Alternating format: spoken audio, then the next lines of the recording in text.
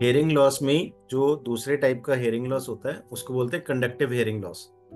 तो conductive hearing loss में basically क्या है कि ये इंटरनल ईयर और मिडल ईयर के बीच में हवा ट्रेवल नहीं हो पाती है, आवाज ट्रेवल नहीं हो पाती है। तो इसको कंडक्टिव हेयरिंग लॉस कहते हैं। Sensory motor SNHL sensory neural hearing loss में क्या है, उसमें नर्व्स को ज्यादा डैमेज है।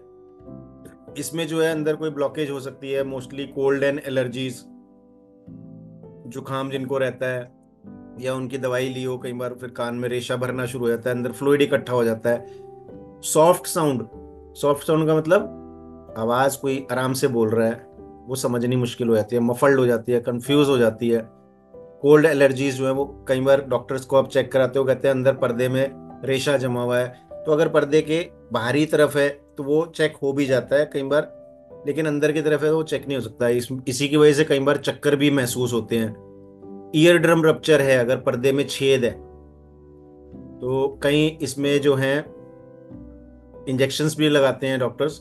और काफ़ी पेशेंट्स हमारे पास ऐसे चल रहे हैं जिन्होंने इंजेक्शंस भी लगवाए हैं। ठीक है, कान में बार बार इन्फेक्शन होना, वहाँ पे फ्लूइड बिल्ट हो जाना, तो आवाज़ों में दिक्कत आती है, समझने में दिक्कत आती है, जोर से बोलना पड़ता है।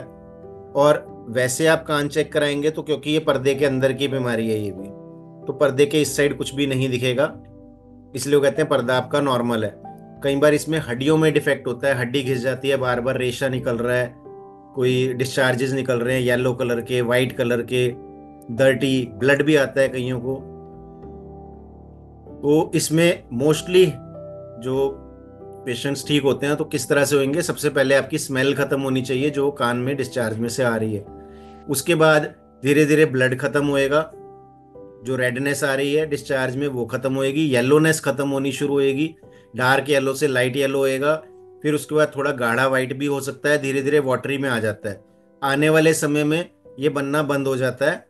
यही इसका एकमात्र इलाज है, और हजारों के हिसाब से हमारे पास ऐसे पेशेंट्स हैं जो ठीक हो रहे हैं। क्योंकि हमारी मेडिसिन क्या काम करती है, वो अंदर आपके जो मैलियस बोन है, स्टेपिस बोन है, उसके अंदर जो इन्फेक्शन हो गया है, जो घिस गई है, जो वो गल गई है, वहां से उसको इम्प्रूव करती है, उसको ठीक करना शुरू करती है।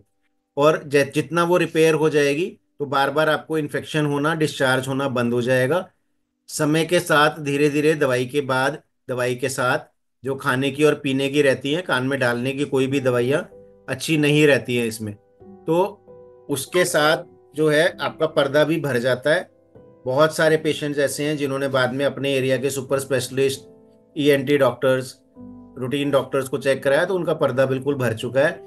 सुनने की जो बीमारी है वो ठीक होनी शुरू हो जाती है, ऑडियोग्राम में भी ठीक होना शुरू होता है। पेशेंस के साथ दवाई ले, कोई भी बीमारी जो है ना एक दिन में आई है ना एक दिन में जाएगी।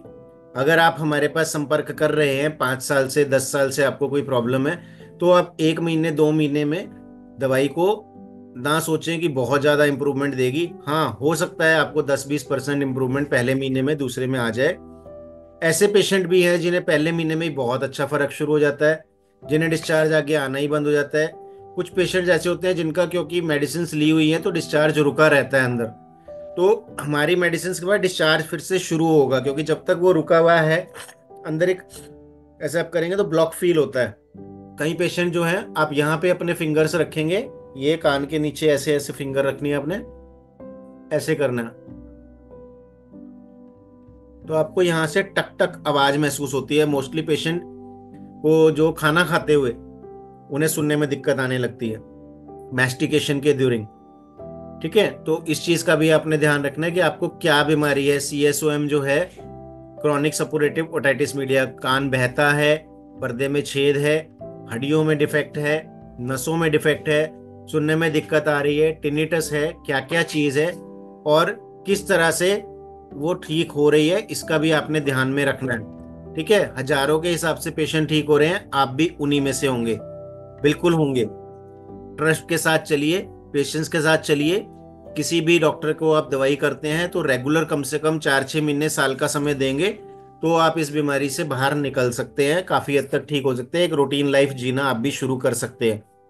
और कुछ भी पूछने के लिए हमारे हेल्पलाइन नंबर्स के ऊपर आप मैसेज करेंगे या कॉल करेंगे तो आपको यहाँ से रिप्लाई आ जाएगा, बहुत अच्छा फीडबैक मिलेगा।